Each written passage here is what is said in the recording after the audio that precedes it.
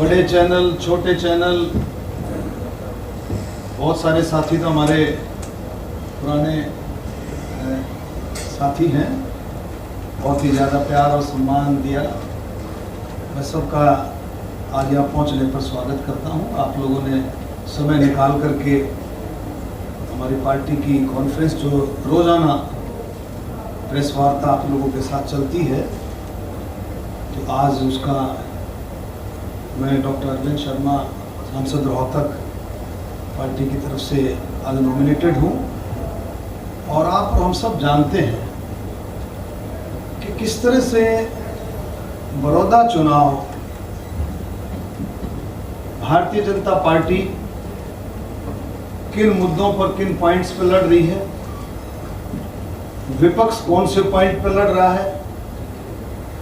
Bharatiya Janata party का हमेशा माननीय प्रधानमंत्री नरेंद्र मोदी जी के नेतृत्व में, हरियाणा में माननीय मुख्यमंत्री मनोहर लाल खट्टर जी के नेतृत्व में सबका साथ, सबका विकास, सबका विश्वास, इसी लाइन को लेते हुए आपने देखा 6 साल में माननीय मुख्यमंत्री जी के नेतृत्व में पारदर्शिता और विकास, सबसे बड़ा मुद्दा रहा पारदर्शिता और विकास। और आज भी पार्टी मुख्यमंत्री जी के नेतृत्व में, हमारे पार्टी अध्यक्ष ओम प्रकाश धनखड़ जी के नेतृत्व में योगेश्वर दत्त को आगे लेते हुए विकास, बड़ौदा में सबसे बड़ा बात रहेगी विकास। और जब भारतीय जनता पार्टी कोई बात करती है, कोई बात रखती है, तो हमेशा सच्चाई होती है, उसमें सत्यता है, कोई उसमें इधर उधर की बातें नहीं होती। आज बड़ौदा का चुनाव जिस तरह से आपने देखा कि पार्टी 6 साल से सोनीपत जिले के लिए, जिसमें बड़ौदा भी है, बहुत ईमानदारी के साथ काम कर रही है। और हमारा उम्मीदवार योगेश्वर दत्त, आपने देखा किस तरह से एक ओलंपियन जिसने देश की शान बढ़ाई, हमारे बड़ौदा की शान बढ़ाई, गोहाना की शान बढ़ाई, सोनीपत जिले की, हरियाणा की, एक ऐसी शान का उम्मीदवार, एक ऐसा चमकता हुआ उम्मीदवार जिन्होंने पूरे देश का मान सम्मान बढ़ाया। आज मौका है, मैं सभी साथियों को, बड़ौदा वासियों को अपील करता हूं कि आज मौका है। आप देखो, जब कोई भी छोटा मेडल भी लेकर के आता है, हर गांव में जाता है, तो गांव वाले कितनी जोश के साथ उसका स्वागत करते हैं। और आज योगेश्वर दत्त, हमारा एक समय है, एक ऐसा मौका आया है कि हम बड़ौदा के सब साथी मिलकर के योगेश्वर दत्त के सम्मान में उसको आगे बढ़ाएं। योगेश्वर दत्त ने देश का सम्मान बढ़ाया है, हल्के का, गांव का, हरियाणा का। आज हमारा फर्ज बनता है कि अगर हमारे को कोई उसका एक प्यार रूपी, अगर हमारे को कुछ देना है, एक प्यार में एक आशीर्वाद रूपी अगर हमारे को देना है, तो हम सब मिल करके जाति पाति से ऊपर उठ करके 36 बिरादरी, किसान, मजदूर, गरीब, दलित, बैकवर्ड, नौजवान, कर्मचारी, व्यापारी, खेती हर मजदूर, हमारे बुजुर्ग, महिलाएं, सब मिलकर के,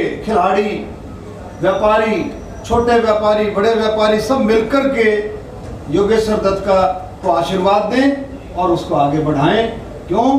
कि योगेश्वर दत्त के दिल और दिमाग में बड़ौदे की सोच है, बड़ौदे के विकास की सोच है। आप देखो, योगेश्वर दत्त को पता था कि भाई इलेक्शन होगा, मध्यवर्ती चुनाव होगा, उसको नहीं पता था। लेकिन इलेक्शन हारने के बावजूद भी योगेश्वर दत्त ने दिन रात बड़ौदा के लिए ईमानदारी से काम किया, दुख सुख में हर जगह वो शामिल हुआ, ऐसा लोग बताते हैं। मैंने भी 4-5 दिन हो गए गांव-गांव में गया हूं, लोगों में कितना प्यार है उसके लिए। 36 बिरादरी में हर बिरादरी उसके साथ जुड़ने को तैयार है, हर बिरादरी उसके साथ चलने को तैयार है, क्योंकि खिलाड़ी की किसी तरह की कोई जाति पाति नहीं होती, खिलाड़ी सबका होता है, सबका, इलाके का, पूरे हरियाणा का, पूरे देश का, बड़ौदे के पूरे बड़ौदे का। तो उसका इतना प्यार, इतना मान सम्मान मैं देखते हुए कह सकता हूं कि आज बिल्कुल इसमें कोई दो राय नहीं है कि बड़ौदा का चुनाव धीरे धीरे करके एक तरफा चुनाव होता जा रहा है। और मुझे पूरी उम्मीद है कि नरेंद्र मोदी जी के नेतृत्व में, मनोहर लाल खट्टर जी, हमारे ओम प्रकाश धनखड़ जी के नेतृत्व में 100% भारतीय जनता पार्टी ये चुनाव जीत करके निकलेगी, क्योंकि विकास के रास्ते खुलेंगे, विकास के रास्ते खुलेंगे। लोगों में ये समझ है, किसान मजदूर गरीब आदमी को समझ आ गई है कि भी राज के साथ जुड़ने से विकास के रास्ते खुलेंगे। और भारतीय जनता पार्टी की कथनी और करनी में जो कहती है वो करके दिखाती है। तो मैं इन शब्दों के साथ आप लोग कुछ बात रखना चाहें। दूसरा मैं ये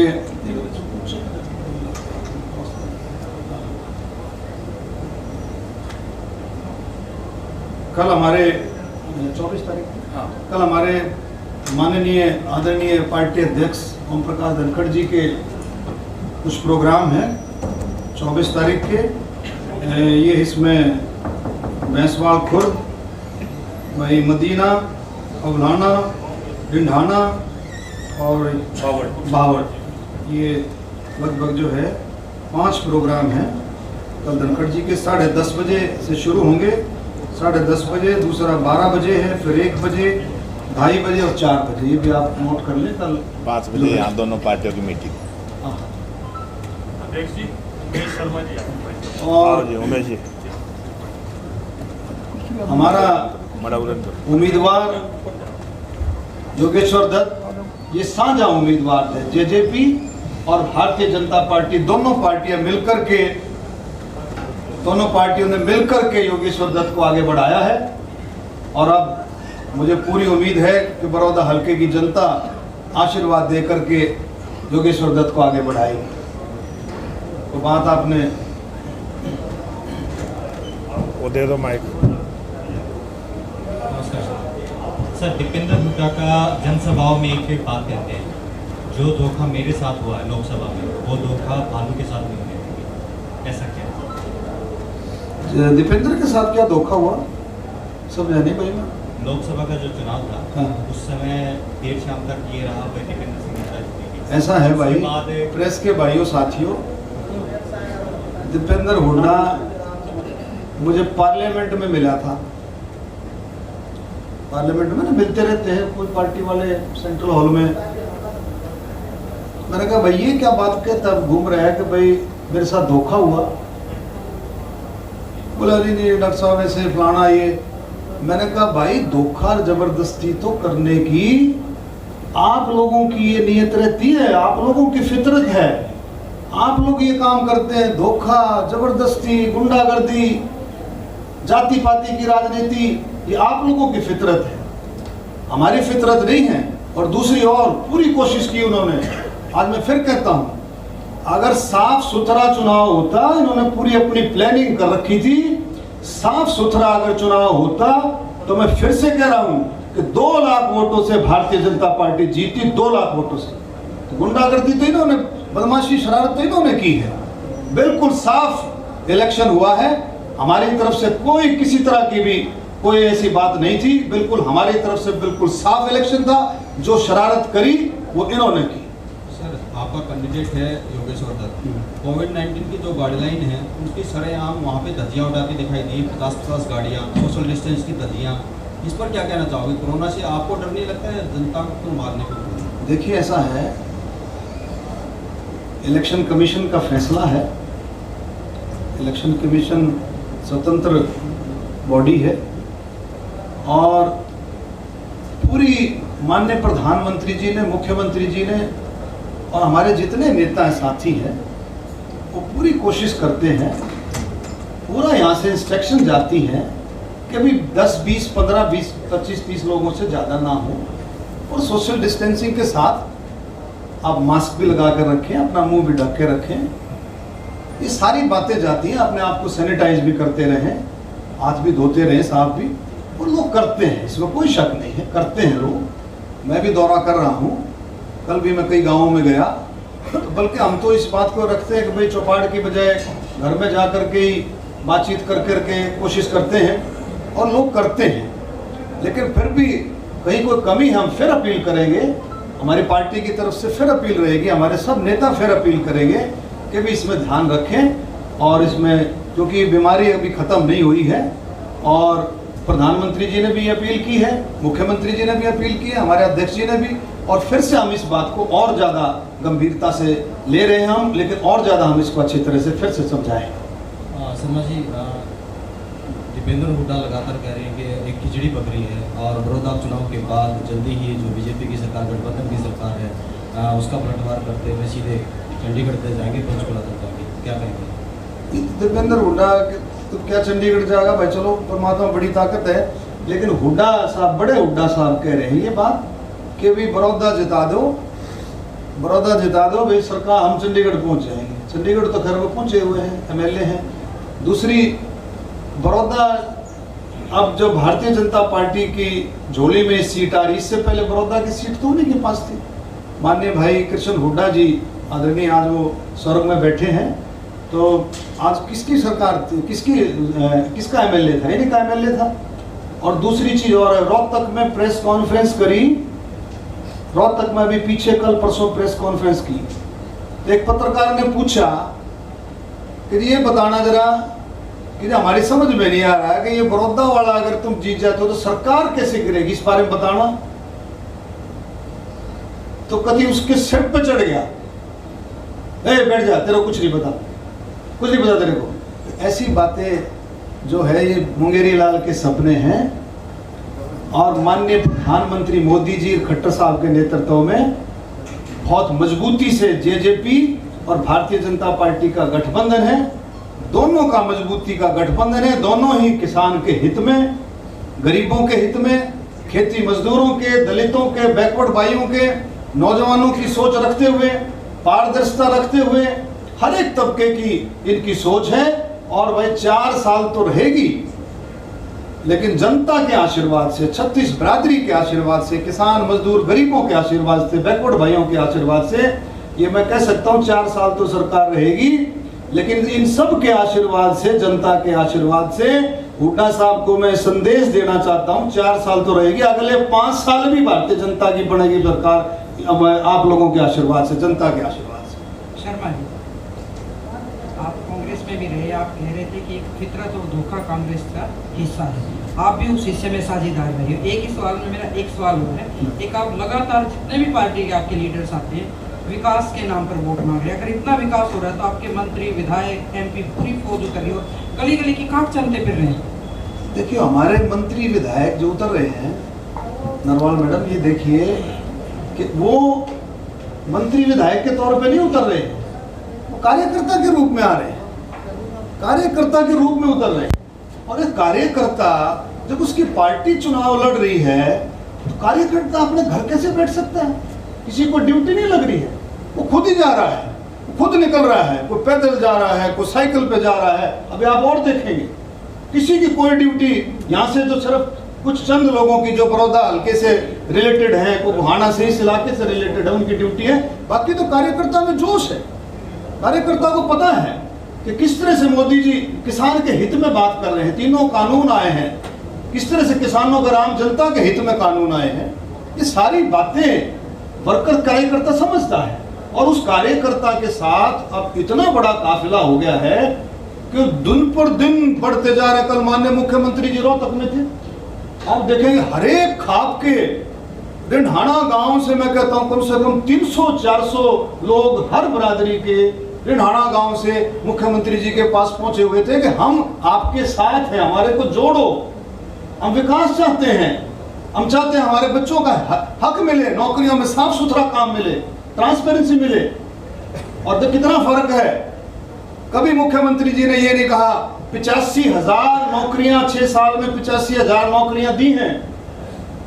कभी मुख्यमंत्री जी ने ये नहीं कहा कि मैंने 85,000 नौकरियां दी। मुख्यमंत्री जी कहते हैं कि भाई आप लोगों ने 85,000 नौकरियां ली हैं, सरकार ने दी नहीं है, अपनी मेहनत से, अपने काम से, अपनी मेहनत से, अपनी इंटेलिजेंस से आपने 85,000 नौकरियां ली। और अब एक और बात मुख्यमंत्री जी ने कही, आने वाले समय में लगभग 1 लाख नौकरियां और सरकार ट्रांसपेरेंसी, पारदर्शिता से सरकार नौकरी देगी।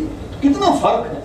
आज हल्के का इलेक्शन जो है दिन पर दिन इलेक्शन भारतीय जनता पार्टी के पक्ष में जबरदस्त तरीके से बनता जाए। अब आप देखें कांग्रेस वाले अब ये कहने लगे, पहले कह रहे थे हम जीते, अब कहने लगे मुकाबले में है। वो मुकाबले वाली बात भी बहुत धीरे धीरे आ रही है कि भाई हम मुकाबले में। तो ये सारी बातें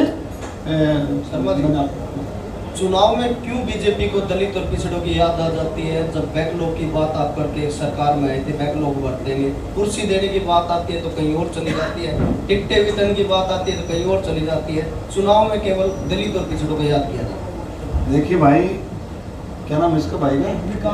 विकास जी। जितनी सोच माननीय प्रधानमंत्री जी मनोहर लाल खट्टर जी के दलितों के बारे में है, किसी की नहीं हो सकती। और कंपैरिजन में देखो, कंपैरिजन में कांग्रेस क्या कहती है, करती है, आप देखेंगे। तंवर दलित से संबंधित है, परिवार से, मेरा भी अच्छा साथी है, सम्मानित साथी है डॉक्टर अशोक तंवर। उसके साथ क्या किया भाई? उसकी कार्यकारिणी तक नहीं बढ़ने दी, उसके साथ इतनी मारपीट हुई, बुरी तरह से उसको आरएमएल हॉस्पिटल में कम से कम 10-12 दिन रह करके पीछा छुड़ाया, उसकी जान बची है। उसके बाद आ जाइए आप, अब राज्यसभा में किसका हक था भाई? शैलजा का हक था। शैलजा का हक था, अगर कांग्रेस को एक सीट जानी थी, शैलजा का हक था। कौन छीन ले गया? और रही बात भारतीय जनता पार्टी की, भारतीय जनता पार्टी ने हमेशा सम्मान किया है। आज अगर हरियाणा के अंदर बाबा भीमराव अंबेडकर के जी के नाम से अगर यूनिवर्सिटी दी है, लॉ यूनिवर्सिटी, तो भारतीय जनता पार्टी ने दी, मनोहर लाल खट्टर जी ने दी। हर जगह दलितों का सम्मान है कोई। और आप एक और देखें, पहले आप देखेंगे कि किस तरह से स्कूलों तक, कॉलेजों तक, अब पीजी तक भी रिजर्वेशन की बात कर दी है। और भाई जांगड़ा साहब हमारे बीसी कैटेगरी से, और भाई दुष्यंत गौतम जी, आप देख सकते हैं बहुत दिल में एक जगह है। दलितों को कहीं भी पीछे सरकार नहीं छोड़ती है। उनके बैकलॉग की बात नहीं, वो दिल की बात है। दिल में हमेशा दलितों का सम्मान है। बाबा भीमराव अंबेडकर जी का जो संविधान है, उस पर चलते हुए भारतीय जनता पार्टी आगे बढ़ रही है। और आगे भी इसी तरह से बाबा भीमराव अंबेडकर जी का, दलितों का, 36 बिरादरी का, मैं कहता हूँ, आप बिल्कुल पूछेंगे, 36 बिरादरी का भारतीय जनता पार्टी सम्मान करती है। डॉक्टर साहब, मैं प्रमोद शर्मा आपसे पूछना चाहता हूँ, जब आप करनाल से सांसद थे तो आप कहते थे कि कांग्रेस सरकार में हुड्डा समय के टाइम में सोनीपत रोहतक में ज़्यादा विकास हुआ है, और अब आप जब रोहतक से सांसद बन गए हैं तो तब ज़्यादा विकास हुआ है या आज ज़्यादा विकास हुआ है? देखिए, विकास का पहिया ऐसा है, मनोहर लाल जी के नेतृत्व में विकास का पहिया हमेशा चलता रहता है। कोरोना जैसी महामारी में, कोविड-19 कितना देश के ऊपर कितना जबरदस्त अटैक रहा, उस महामारी में प्रधानमंत्री नरेंद्र मोदी जी के नेतृत्व में विकास का पहिया नहीं रुका। तो हमेशा चलता रहता है। कभी हो सकता है, कभी थोड़ी बहुत 1-8% स्पीड कभी कम होगी कोरोना की वजह से, लेकिन ये चलता रहेगा। और एक और है, उनकी सोच कुछ और थी, लेकिन मनोहर लाल खट्टर जी की सोच, भारतीय जनता पार्टी की सोच, सबका साथ, सबका विकास ही हकीकत में है। अगर कोई विरोधी भी, विपक्ष का भी एमएलए है, 5-5 करोड़ रुपए की घोषणा की माननीय मुख्यमंत्री जी ने, अगर विपक्ष का भी एमएलए था, उसको भी 5 करोड़ रुपए मुख्यमंत्री जी ने कभी भी किसी के साथ दूसरी बात नहीं। तो ये सारी सोच होती है कि भी किस तरह से सबको साथ लेके चले और सबकी सोच रखे, पूरी सोच। डॉक्टर साहब, गुहाना के विधायक ने कहा कि मुझे पैसे नहीं मिले। भाई, हर एक विधायक को ये 5 करोड़ रुपए के काम देने थे। जिन्होंने दिए उनके आगे, जिन्होंने नहीं दिए होंगे, अब आपका हमारे भाई कृष्ण हुड्डा जी आज स्वर्ग में है, आदरणीय भाई, लेकिन आप देखेंगे कि कई साथी थोड़े से ढील बरत जाते हैं। तो लेकिन जिस भी एमएलए ने मुस्तैदी से काम किया है, अच्छे तरीके से काम किया, उसको मिलेगा। डॉक्टर साहब, आपने 96 में पहला चुनाव जीता है, बीघा रिकॉर्ड पूरे हरियाणा के अंदर इंडिपेंडेंट जीत गई। उसके बाद आपने समर्थन दिया अटल बिहारी वाजपेयी को, तो उसके फिर बाद आप बीएसपी में आ गए, फिर आपने कांग्रेस से जीता, अब फिर वापस इसमें बीजेपी में आ गए। लेकिन अब आप देखा जाए तो तजुर्बा आपका काफ़ी है, और यहाँ के जो सोनीपत की देखा जाए तो सोनीपत पे आपकी पकड़ काफ़ी, बीजेपी के स्टार प्रचारकों में भी, लेकिन आप ज़्यादा से ज़्यादा दिखाई नहीं दे रहे। और यहाँ के लोगों को भाई जो मूल मंत्र है आपका जीतने का, वो आप यहाँ बीजेपी को क्यों नहीं बता रहे कि बीजेपी आपको इग्नोर क्यों कर रही है?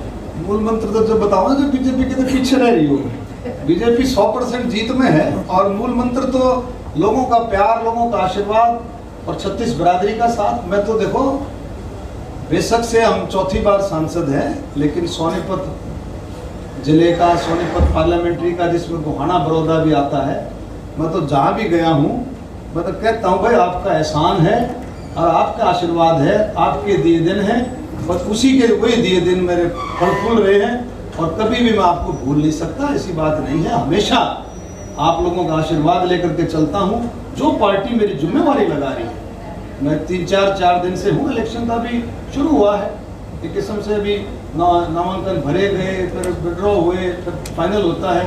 पार्टी जो भी जिम्मेवारी लगा रही है, हमारे वेदपाल जी बैठे महामंत्री, हमारे पार्टी अध्यक्ष जी बैठे हैं सोनीपत से, हमारे मोहन लाल जी, और भी हमारे डॉक्टर ओम प्रकाश जी बैठे हैं, सारों की, इनकी सब साथियों की, रणधीर जी बैठे, सारे साथी मिलकर के जो भी जिम्मेवारी लगाते हैं तो मैं उस जिम्मेवारी को पूरा करता हूं और आगे भी जो जिम्मेवारी लगेगी उसमें कहीं नहीं पीछे हटेंगे। और दूसरा, हर इलेक्शन का मंत्र एक ही है कि जाति पाति से ऊपर उठ करके, जैसे मुख्यमंत्री जी ने कल कहा, और अगर आपके दिल और दिमाग में अगर जाति पाति नहीं है, आप कहीं भी चले जाओगे आपको जाति पाति नजर भी नहीं आएगी। और आपके दिल और दिमाग में थोड़ा सा भी गड़बड़ है तो मुश्किल रहती है। लेकिन मुख्यमंत्री जी ने ये बात रखी है कि भारतीय जनता पार्टी सबका साथ, सबका विकास और सबका विश्वास, वो विश्वास तभी बढ़ता है जब सबकी ये समझ में आता है कि ये पार्टी जाति पाति से ऊपर उठ करके काम कर रही है।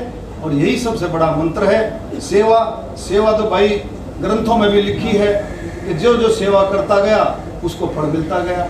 तो हमारा तो यही मंत्र है भाई। हम तो एक बहुत नॉर्मल परिवार से हैं, मिडिल क्लास से परिवार से हैं। हमने तो सेवा, मेरे पिताजी रिटायर्ड प्रिंसिपल हैं, हमने तो सेवा से ही जो कुछ भी पाया वो सेवा से पाया है।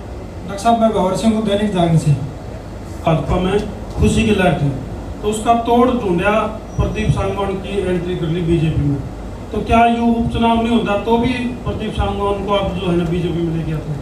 देखिए, प्रदीप सांगवान मूल रूप से भारतीय जनता परिवार का सदस्य रहा है। उनके पिताजी किशन सिंह सांगवान जी हमेशा, जिसकी रगों में खून भारतीय जनता पार्टी का है, जिसकी सोच भारतीय जनता पार्टी की है, उसको किसी ने कुछ नहीं, उसका सम्मान है, उसका भाई है हमारा, उसका हम सम्मान करते हैं, आदर करते हैं। उसने भारतीय जनता पार्टी में दोबारा से आया है। ये सम्मान पहले क्यों नहीं किया? मतलब इलेक्शन सारा डिक्लेयर हो लिया, नामांकन भरे गए, जब अगला एक बात सुनो, जब अगला अच्छा दूसरा जब भाई ने आदेश कराया, जब सिस्टम बनाया है वो हो गया, उसमें क्या दिक्कत है? तो राजनीति में देखो समय और वो कुछ नहीं होता। राजनीति में तो कुर्बा जोड़ने की बात होती है, अच्छे लोगों को जोड़ने की बात है।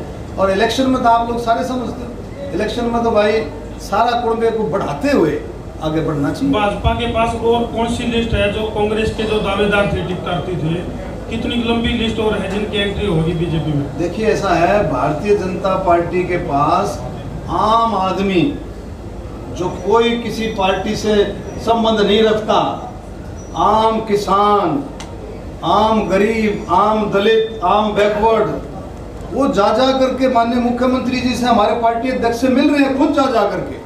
मैं अगर आप कल की बात बताऊं तो कल रोहतक में बिल्कुल मेला था, मेला जिसे कहते हैं। तो इतने लोग, हर एक, आप जो मर्जी खाप का नाम दो, मलिक खाप, आपकी नरवाड़ खाप, आपकी लठवाड़ खाप, आपकी सारी मतलब मैक्सिमम खापों के जो लोग हैं वो जा करके मुख्यमंत्री सकते हो। लेकिन भारतीय जनता पार्टी, मैं पहले भी कहा है, वो कहती है कि हम रोजगार के रास्ते खोलें, रोजगार के रास्ते खोलें। और मुख्यमंत्री जी ने 85,000 तो नौकरियां दे चुके हैं और ऐसे पात्रों को नौकरियां मिली हैं जो कभी सोच भी नहीं सकते थे, ना पर्ची ना खर्ची, ऐसे सोच भी नहीं सकते थे। हकीकत है, कई गांवों में ऐसे साथी मिलते हैं कि हम तो सोच भी नहीं सकते थे। तो ऐसा काम मुख्यमंत्री जी ने किया, 85,000, 1 लाख की अब बात करिए, तो जितना काम भारतीय जनता पार्टी कहेगी उतना कर करके दिखाएगी। डॉक्टर साहब नमस्कार, मैं हनुमान पुनिया। एक सवाल ये है कि आप कह रहे हो कि ये जो तीनों कानून है वो बहुत बढ़िया है, किसानों के हित में है, लेकिन भारतीय जनता पार्टी के जो भी नेता हैं, चाहे सिरसा की एमपी है, वो फतेहाबाद में उन्होंने एक ट्रैक्टर यात्रा निकाली तो उसका विरोध हुआ। उनके अलावा कई जगह पर किसान आंदोलन कर रहे हैं। देखिए, ऐसा है, किसानों ने विरोध नहीं किया। किसानों ने कहीं भी, हमने रोहतक में निकाली, आपके गोहाना भी निकली थी, हमने रोहतक में निकाली, डीगल से शुरू की भाई, डीगल से शुरू की और दोनों जिलों को कवर करते हुए सांपला में टर्मिनेट की। इतनी बड़ी ट्रैक्टर रैली, इतना जोश जो है, किसानों ने उतर उतर करके धन्यवाद किया, गांव में रोक रोक करके किसी ने दूध पिलाया, किसी ने पानी पिलाया, किसी ने फल खिलाए। कितना जबरदस्त जोश था किसानों के अंदर। और ये जो विरोध कर रहे हैं, ये किसान नहीं है, ये पार्टियों के कार्यकर्ता हैं। पार्टियों को लोकदल का कार्यकर्ता है तो कहीं कोई कांग्रेस का कार्यकर्ता, तो छुटपुट हमने जब करी तो डीगल में खड़े थे 5-7 जने, जब हमारी आगे जाली, हमारी जब आगे जाली तो हमारी गले शामिल हो रही, पीछे वो थे। तो कोई ऐसी बात नहीं है। किसानों के तीनों कानून, किसान और आम आदमी के 2 कानून तो APMC एक्ट में बदलाव, दूसरा कॉन्ट्रैक्ट फार्मिंग, तीसरा एसेंशियल अकोमोडिटी एक्ट, वो जनता और व्यापारियों का है। दोनों किसानों के लिए हैं, आम जनता के लिए हैं। सारे कानून बढ़िया हैं। आप एक बात सुनो मेरे साथियों, बहनों, भाइयों, आप ये देखो, जब वो कोरोना की महामारी में लॉकडाउन जब था, लॉकडाउन के समय में हमारे मंत्री बनवारी लाल जी स्वागत करते हैं, मंत्री जी। उस समय जब ये शुरू हुआ था गेहूं की और सरसों की खरीदारी, तब विपक्ष ने मंडियों में जा जा करके कितना नाच कराया था, नाचने लग गए थे, भाई कैसे होगा, 25-25 किसान आ रहे हैं, फिर 50 कर दिए, किस तरह से उठेगा। मैं भी रोहतक की मंडी में, झज्जर की मंडी में, कोसली मंडी, मैं भी कई मंडियों में गया। उसके बाद कोरोना की महामारी की वजह से सरकार ने मंडियों में सबका प्रवेश बंद कर दिया था, चाहे पक्ष का हो चाहे विपक्ष का हो। और मैंने एक ही बात कही थी, अरे थोड़ा सा तसल्ली कर लो, थोड़ा सा इंतजार करो, आप देखोगे माननीय मुख्यमंत्री जी एक एक दाना उठाएंगे और एक एक दाने की पेमेंट आएगी। वही हुआ, आज आप पूछ के देख लो, एक एक दाना उठा और एक एक दाने की पेमेंट आई। इसी तरह से मैं आप कह रहा हूँ, कोई भी एक दाना नहीं छोड़ा जाएगा। आप देखेंगे बिल्कुल सरकार प्रतिबद्ध है और किसानों के साथ खड़ी है, किसानों के साथ। और मोदी जी की कलम से, नरेंद्र मोदी जी की कलम से कोई किसान, खेती और मजदूर, गरीब आदमी का, किसानों को कोई नुकसान हो सकता, सोच भी नहीं सकता। डॉक्टर साहब नमस्कार, मेरा नाम रोहित शर्मा है। अभी मैंने एक ट्वीट पढ़ा था राहुल गांधी का, उन्होंने ट्वीट किया है कि भाई कोरोना वैक्सीन को लेकर अब आपको देखना पड़ेगा देश में चुनाव कहाँ है। और आपके मैनिफेस्टो में भी है, बिहार में आपने लिखा है कि भाई सबसे पहले जो वैक्सीन मिलेगी वो बिहार में मिलेगी। क्या बड़ौदा के लिए भी आपका कोई मैनिफेस्टो? विधायक विपक्ष में रहे, उनके हल्कों में कितने काम हुए, तो विधायकों ने जो भी बात रखी उसको कंप्लीट किया। अच्छा, 4 दिन से गांव में घूमे हो, कैसा माहौल लग रहा है आपको? फिर प्रमोद तू बता सके भाई, माहौल तो गजब का माहौल है। तो अपने गांव का बता के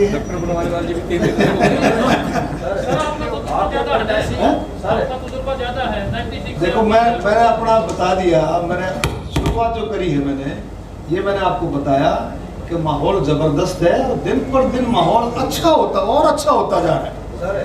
और जीत जो है 100% जीत निश्चित है। सर, योगेश्वर कह रहा है कि राजकुमार सैनी 10 करोड़ रुपए लेकर चुनाव लड़ रहा है। राजकुमार सैनी कह रहा है कि योगेश्वर को खरीद लेंगे। क्या ऐसी भाषा चुनाव में अभी होनी चाहिए? देखिए, आप खुद समझदार हो, ये छोटी बातें ना तो आनी चाहिए। ये कांग्रेस वाले छोटी बातें करते हैं। आपने भी देखी होगी, प्रेस कॉन्फ्रेंस भी देखी होगी, उनके नेताओं की। मर्यादा में रह करके सारा लोगों से डरना चाहिए। चुनाव का जो फैसला है ये आप और हम नहीं भाई, ये लोग करते हैं, आम जनता करती है। किसान करेगा, खेती और मजदूर करेगा, वो बताएगा कि कौन कहाँ खड़ा है। योगेश्वर दत्त ने करा सर 10 करोड़ का, 10 करोड़ में खरीद रखा है, ऐसा क्या कहना चाहिए? ऐसी बात है। धन्यवाद, आप सबका बहुत बहुत धन्यवाद। डॉक्टर साहब को पीछे करा दो, डॉक्टर साहब को पीछे करा दो।